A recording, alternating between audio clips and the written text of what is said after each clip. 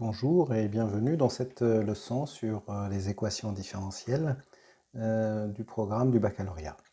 Je suis Mohamed Kadem Karé. Vous pouvez télécharger le PDF de cette leçon sur le site web que j'indique ici et qui sera également indiqué dans le descriptif sous la vidéo YouTube.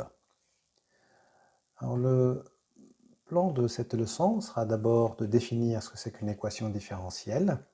Ensuite, nous commençons par considérer une équation différentielle simple du type y', c'est-à-dire la dérivée d'une fonction inconnue est égale à une fonction donnée. Après, on va considérer les équations différentielles du premier ordre. Alors, soit une équation homogène, on va définir ça précisément plus tard, mais ça veut dire que c'est de cette forme-là, ou une équation avec second membre constant de ce type-là, ou alors, à la fin de cette leçon, on va considérer une équation différentielle avec second membre général de cette forme-là. Nous commençons par définir les équations différentielles.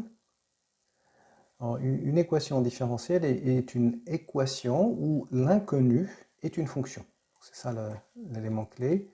Ce qu'on cherche à déterminer, c'est une fonction. Alors, résoudre une équation différentielle signifie trouver toutes les fonctions qui vérifient cette équation. On commence par un exemple très simple. Considérons l'équation différentielle f' de x égale a, où a est un réel donné. Donc on cherche toutes les fonctions f dont la dérivée est égale à a.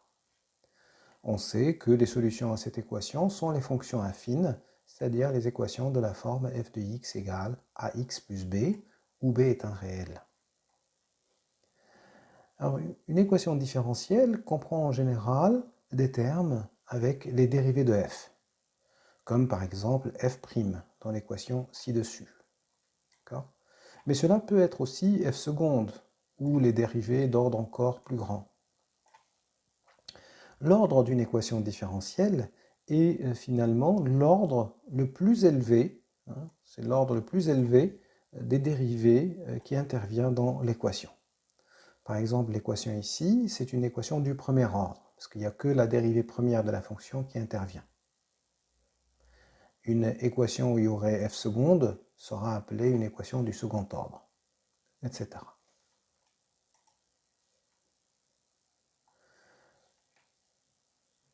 Alors la fonction inconnue dans l'équation différentielle peut parfois être définie sur une partie de l'ensemble des réels.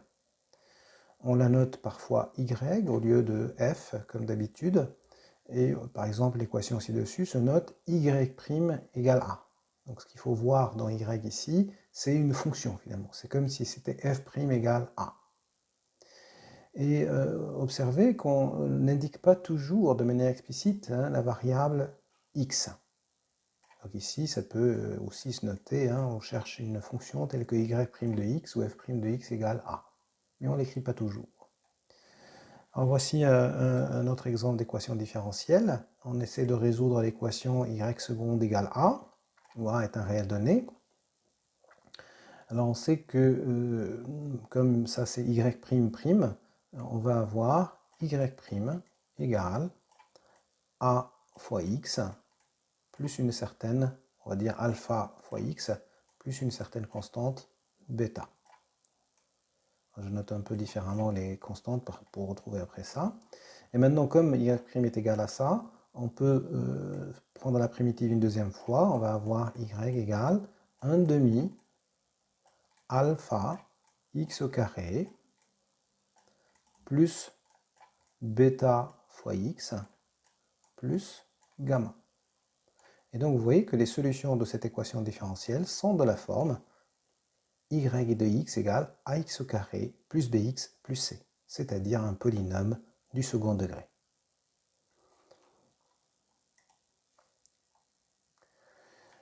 Alors, une équation différentielle qu'on va considérer au départ, c'est une équation du type y' égale g.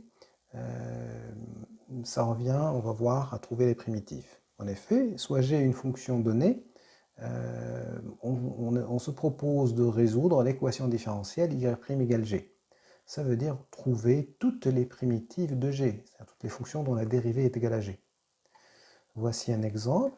Si j'essaie de résoudre y' égale cos x, je sais que dans ce cas-là, les solutions sont y de x égale sinus x, qui est la primitive de cosinus x, plus une constante quelconque.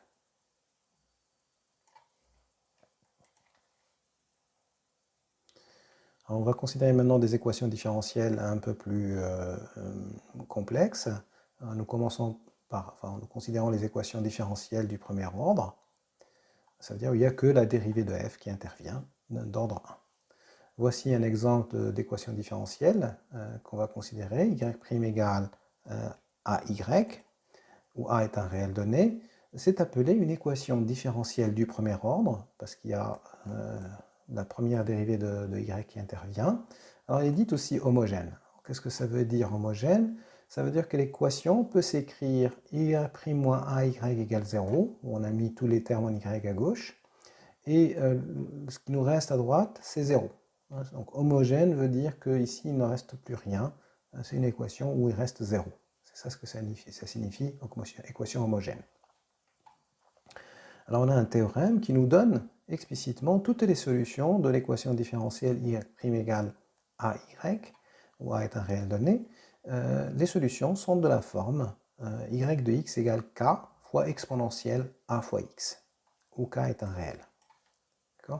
Donc ça, c'est les solutions, toutes les solutions de l'équation différentielle qui est donnée ici.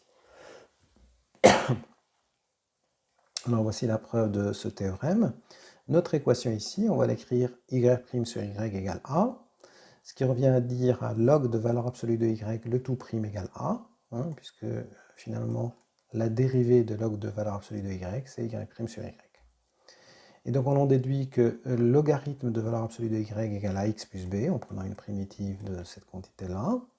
On passe l'exponentielle, ça nous donne valeur absolue de y égale exponentielle de b fois exponentielle à x, en décomposant l'exponentielle d'une somme sous forme d'un produit d'exponentielle.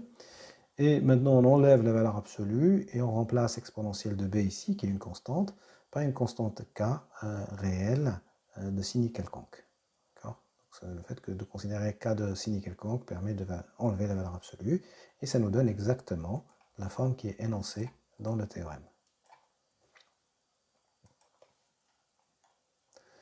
Alors, corollaire de ce théorème, l'équation différentielle homogène du premier ordre, qui est celle-là, admet une solution unique telle que y de x0 égale y0, où x0 et y0 sont deux réels donnés.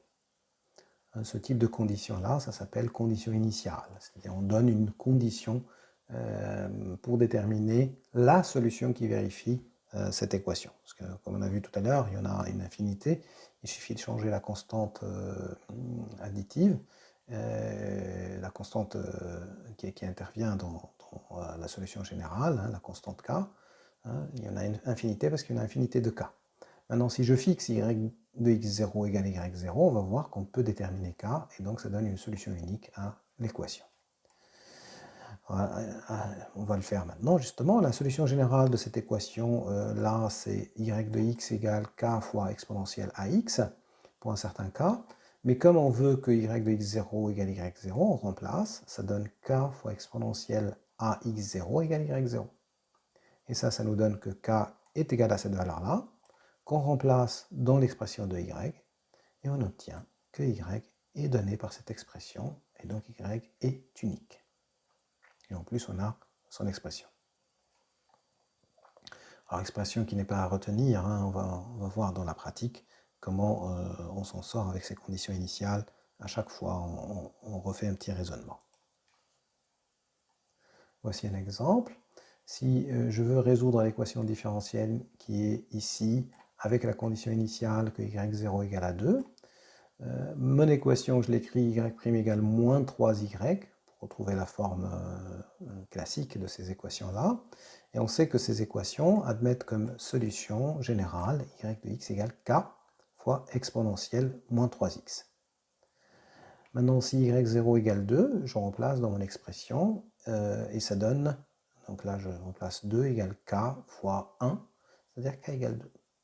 Ce qui me donne la solution de l'équation qui vérifie la condition initiale souhaitée.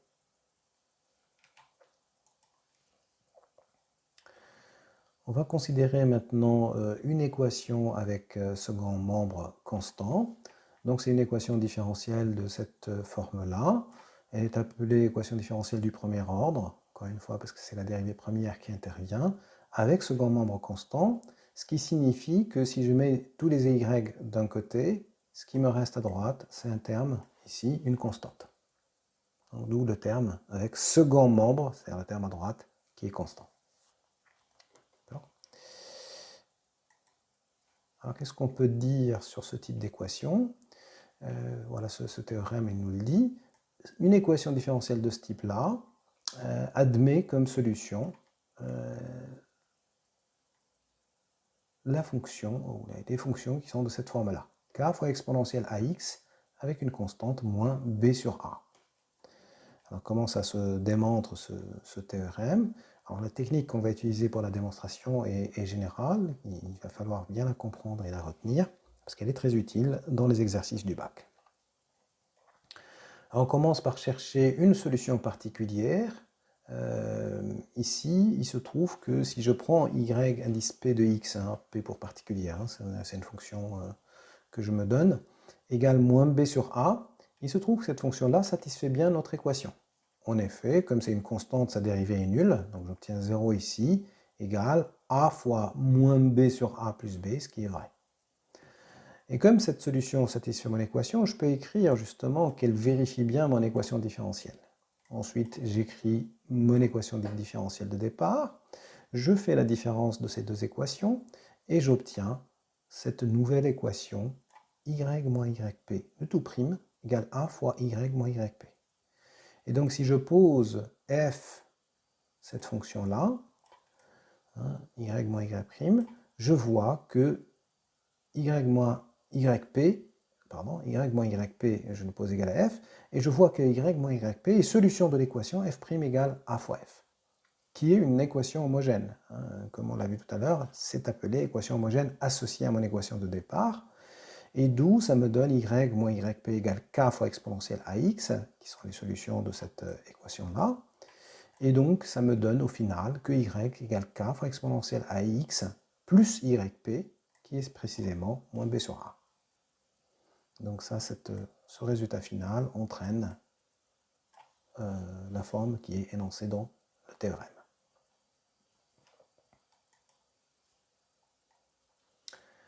Voici un exemple d'application de ce résultat. Essayons de résoudre l'équation différentielle y' plus 3y égale 12. Et on va essayer de trouver la solution telle que y0 égale 5.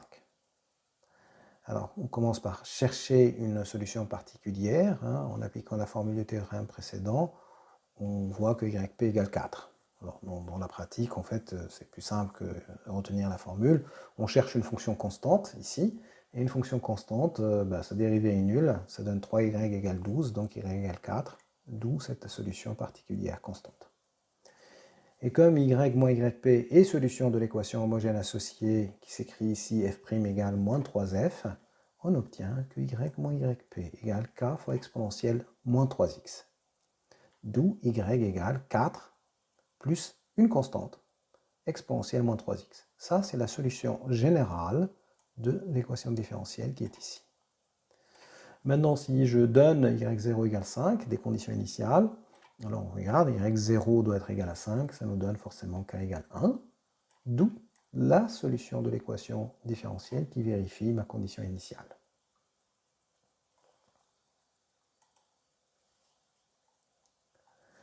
On passe à la dernière partie de cette leçon qui est équation avec second membre général.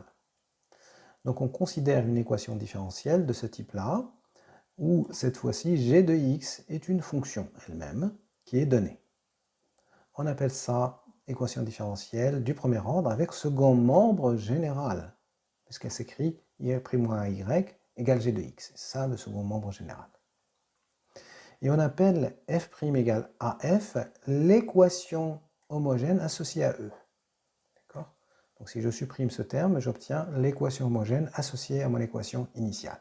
On la note généralement E0, cette équation homogène associée à E.